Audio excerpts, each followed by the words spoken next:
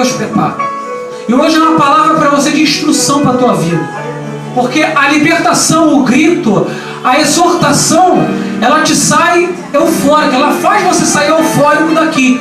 Mas a palavra, ela te alimenta para que você possa durante toda a semana estar alimentado a militar, a brigar, o que está com Efésios 6:12 escrito, contra principado, potestades e hostes espirituais do mal. É contra o nosso inimigo, o alvo que nós devemos ver para saber de que forma devemos militar.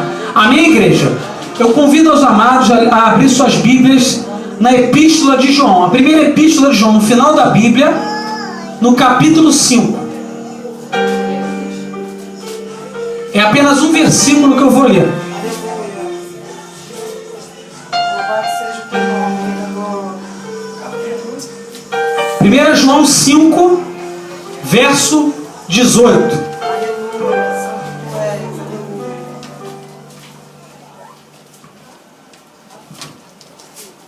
Amém, igreja?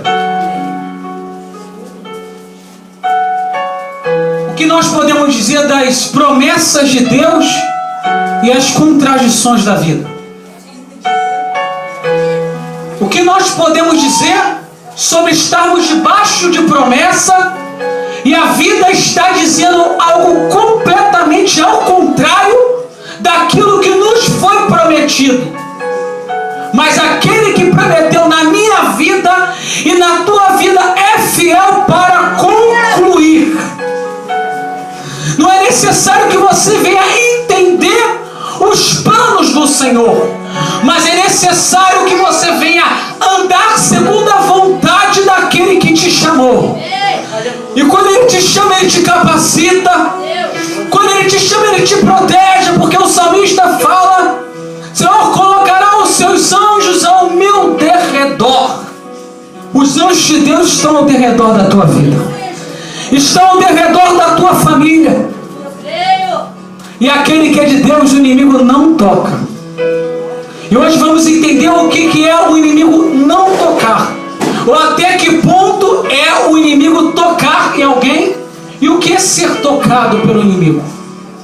Versículo 18: sabemos que todo aquele que é nascido de Deus não peca, mas o que Deus é gerado conserva a si mesmo, e o maligno não lhe toca. Amém? Glória a Deus. Isso é uma promessa que o Senhor tem para a nossa vida, meus amados, de que o maligno não toca naquele que é escolhido de Deus. Não é que Deus escolhe a tua vida diaconisa, nem sua vida missionária, porque o seu rosto é mais bonitinho do que um, porque de outro. Ele escolhe para todo aquele que o serve. Ele chama pelo nome daquele que serve e cumpre os seus propósitos. E aqui me vem um homem chamado Jó, homem da terra de Uz, na qual ele era um homem muito bem sucedido, e tudo ia bem na vida de Jó. E Jó era temente a Deus. O próprio Deus testemunhava da vida de Jó. Está na Bíblia, no capítulo 1, na qual Jó, por ser temente a Deus, sacrificava pelos seus filhos, no qual ele entendia que poderiam estar pecando. Então Jó era um homem temente, Jó era um homem obediente a Deus. E aí Satanás veio se apresentar a Deus, veio falar a Deus, porque o inimigo, ele vai até onde Deus permite. Então Deus permite um ponto que nós sejamos tocados. O tocar que quer dizer aqui é que na minha vida e na tua vida, o tocar de Satanás está no controle de Deus. Ele não toca na tua vida de maneira aleatória. Ele não toca na tua vida, na tua casa, na tua família, sem que haja um propósito designado por Deus. E aí Satanás foi falar ao Senhor: debalde não tem Jó bênçãos, não tem tudo aquilo que pede a ti, Senhor. Aí o Senhor falou: toca nos seus bens e toca na sua casa. Jó perdeu todos os filhos, Jó perdeu casa, Jó perdeu tudo. E aí no versículo 21 do capítulo falar: olha, eu saí do ventre da minha mãe, nu para lá tornarei. Até isso homem não havia pecado. Não há registro bíblico que esse homem tenha pecado explicitamente. E aí o Satanás novamente veio se apresentar ao Senhor. E o Senhor falou a Satanás: está vendo o meu servo Jó? E novamente ele vem dizer: deixe-me tocar na sua saúde para ver se o seu servo não blasfema contra ti. E aí Satanás colocou uma chaga mortal na vida de Jó. Mortal, mas não poderia levar aquele homem que estava debaixo de promessa. E esse homem teve uma chaga tão forte que no versículo 8 ao versículo 9 ele raspava a sua ferida com cacos de telha, aquelas feridas que saíam, aquela secreção, e uma coceira tão grande que ele raspava as feridas com cacos de telhas. Aleluia. E aí a sua mulher falou: olha, amaldiçoa esse teu Deus e morre. Ou seja, esse seu Deus é um mito. Esse Deus de Isaac, esse Deus de Abraão, de Israel, de Jacó, ele é um mito na sua vida. Só que Jó ainda assim disse: mulher, você fala como uma louca. Jó até aí não pecou. E aí se apresentaram a Jó 3 amigos a ele, nos quais tentaram julgar a Jó. Não só tentaram, como julgar aquele homem e falaram: homem, você está debaixo de pecado, você fez alguma coisa para estar acontecendo isso contigo. E Jó se auto-justificava, porque não falava: Senhor, para que eu sou provado? Ele falava: por que eu sou provado? A pergunta que nós fazemos a Deus não é porque nós somos provados na nossa fé, não é porque nós passamos por tribulação, mas é para que nós somos provados. Existe uma finalidade aqui, a palavra é uma direção para a tua vida.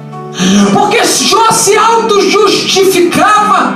Eu já vi crente de agoniza dizendo: olha, esse Deus aí não é tão bom não. Olha, ele pegou Jó, tirou os filhos dele, tirou a casa, tirou o gado, tirou toda a fazenda. Mas existia um propósito nisso. Aos olhos carnais nós não enxergaríamos que Jó precisava descer mais. Salmos 138 verso 8 fala que o Senhor nos aperfeiçoa naquilo que é conveniente para fazer em nossa vida. Se Deus está te descendo, dê glória a Deus, porque Ele está aperfeiçoando o propósito que Ele escreveu na palma da mão dele. E Deus coloca um livro que antes que você nascesse, eu nascesse, o salmista Davi no Salmo 139, ele diz que os meus caminhos estão escritos no teu livro antes que houvesse um dia. Aleluia. Glória a Deus. Deus está te aperfeiçoando. Salmos 119 versículo 71, o salmista diz: fizeste bem, Senhor, em me afligir, para que eu pudesse aprender dos teus estatutos. Infelizmente é descendo, é se humilhando que você conhece a Deus, é se humilhando que você continua a caminhar. É que Israel continuava a marchar, a marchar, a marchar. Aleluia, Jesus. Apenas assim. E Jó se auto-justificava. Tanto é que no capítulo 42, no final do livro, apenas os 3 amigos de Jó, são 4 que falam contra ele, sendo que um edificou um homem chamado Eliú e falou: Jó, por que questiona Deus? Por que procura resposta naquilo que Deus está fazendo? Procura entender o porquê que Deus está fazendo na tua vida. Mas até aquilo que era para dar errado na minha vida, na tua vida Deus vai dar certo. Aleluia. Romanos 8, 28 fala que tudo coopera para o bem daqueles que amam a Deus e andam segundo o seu decreto. Existe um caminho trilhado para a tua vida, existe uma exaltação para a tua casa.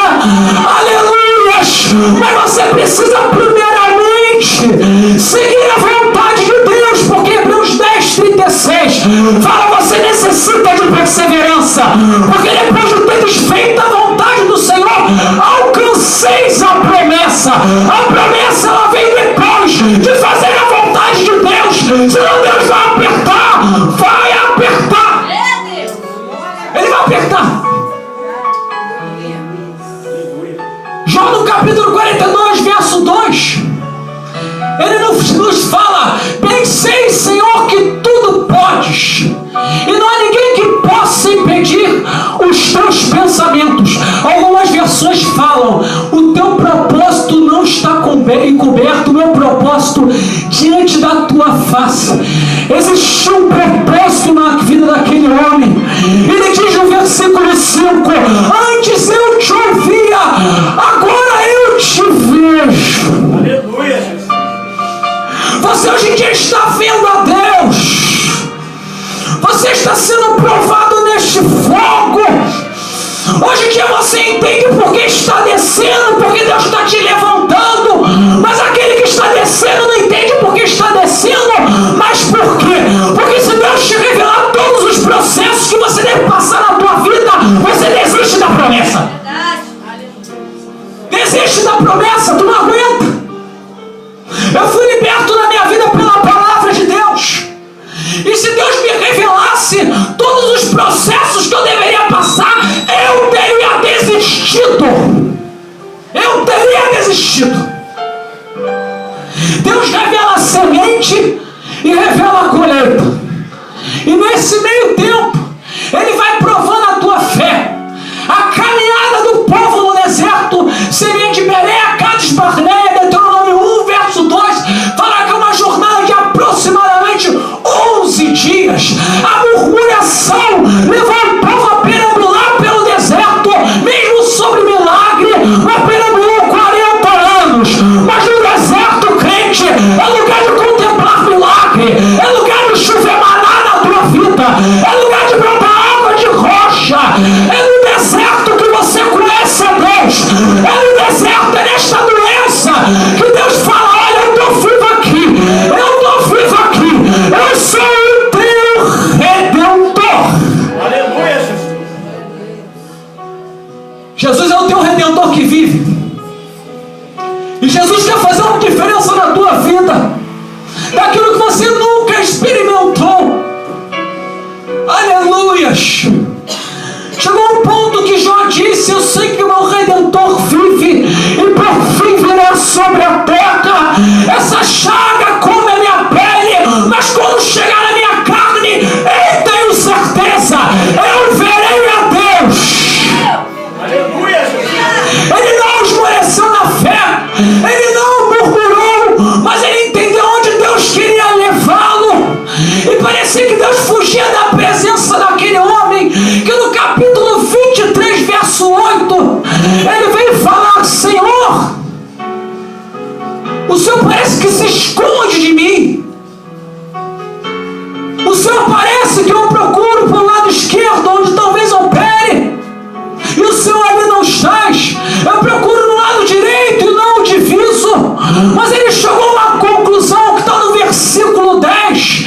Falou: Senhor, independente do que aconteça, aleluias, o Senhor sabe os meus caminhos, então prova-me, porque eu sairei como ouro. É Deus que está te refinando, é Deus que está tirando essa escama da tua vida, é Deus que está te libertando, tirando as arestas da tua vida e falando: filha, continua, meu filho, continua, porque depois da promessa, aleluias, você vai falar: Deus, valeu a pena.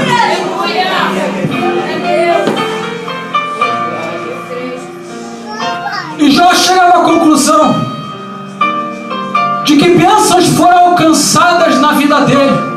O cativeiro de Jó virou quando ele orava pelos seus amigos chamados fanfarrões. Não é na Bíblia que fala isso não. Mas aquele amigo chega na tua casa: olha, tu está sofrendo, olha o que está acontecendo, tu deve ter caído, hein? Olha, você deve ter caído. Mas Deus falou: